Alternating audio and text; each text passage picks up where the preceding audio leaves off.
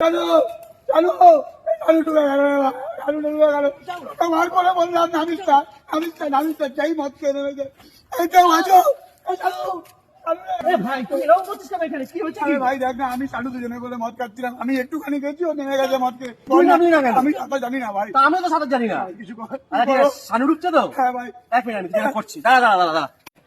এই শানু, শানু রে, এই শানু, এই সর, সর, সর, তুই যা, তুই যা। শানু কোথায়? আমি দেখছি শানু, আরে আমি দেখছি। শানু আরে শানু ডুবেছে তো? কি সব করছে, আমার কোথায় গেল?